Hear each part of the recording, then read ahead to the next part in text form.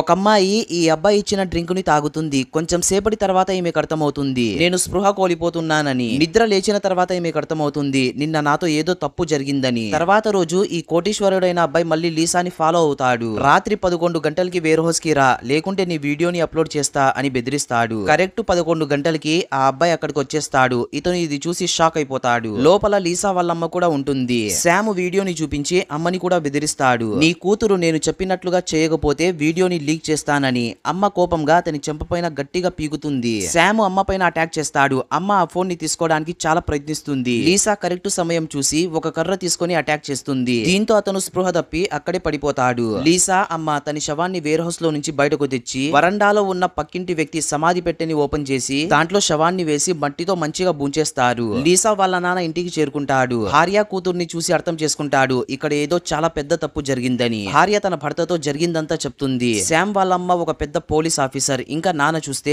ఆ city mayor కూడా. తర్వాత రోజు జాక్ శామ్ కార్ ని తీసుకొని రాళ్ల ఫ్యాక్టరీ దగ్గరకు వెళ్తాడు. వీడియో డిలీట్ చేసి ఫింగర్ ప్రింట్స్ అన్నిటిని మంచిగా చెరిపేసి మొబైల్ ఫోన్ ని ట్రక్ లో వేస్తాడు. తర్వాత కార్ ని చెరువు దగ్గరకు తీసుకొని వెళ్లి ఎవ్వరూ లేకపోవడం చూసి కార్ ని చెరువులో దొబ్బేస్తాడు. కొంచెం సేపటి తర్వాత శామ్ వాళ్ళమ్మకి ఈ విషయం తెలుస్తుంది తన కొడుకు కార్ చెరువులో దొరికిందని. శామ్ వాళ్ళమ్మ ఇన్వెస్టిగేషన్ స్టార్ట్ చేస్తుంది. పోలీస్ ఆఫీసర్ ఇది చూసి ఉంటాడు. లీసా వాళ్ళ నాన్న శామ్ కార్ ని నడుపుకుంటూ వెళ్లడం. పోలీస్ ఆఫీసర్ ఒక హోటల్ కి వెళ్తాడు. జాక్ ప్రతిరోజు ఇక్కడ బ్రేక్ఫాస్ట్ చేయడానికి వచ్చేవాడు. పోలీస్ ఆఫీసర్ హోటల్ ఓనర్ తో ఆ కేసు గురించి అడుగుతూ జాక్ ని జాగ్రత్తగా గమనిస్తూ ఉంటాడు. అమ్మ జాక్ ని చూస్తుంది. ఈమెకి ఇలా అనిపిస్తుంది ఇతను నా దగ్గర ఏదో దాస్తున్నాడని. దీంతో ఫ్యామిలీ మెంబర్స్ అందరినీ ఇన్వెస్టిగేషన్ చేయడానికి పోలీస్ స్టేషన్ కి తీసుకుని వెళ్తారు. ప్రతి ఒక్కరూ సేమ్ స్టోరీ చెప్తూ ఉంటారు. జాక్ వీళ్ళందరికీ ఇంట్లో ఆల్రెడీ మంచిగా ట్రైనింగ్ ఇచ్చి ఉంటాడు. పోలీస్ ఇన్వెస్టిగేషన్ లో ప్రతి ఒక్కరూ ఇలాగే చెప్పాలి అని. పోలీస్ ఆఫీసర్ దగ్గర ఎటువంటి ప్రూఫ్స్ లేకపోవడం వల్ల వీళ్ళని వదిలేస్తారు. తర్వాత రోజు శామ్ ఫ్రెండ్ పోలీస్ ఆఫీసర్ కి ఆ వీడియో చూపిస్తాడు. శామ్ ఇక్కడ లీసాని చాలా ఇబ్బంది పెడుతూ ఉంటాడు.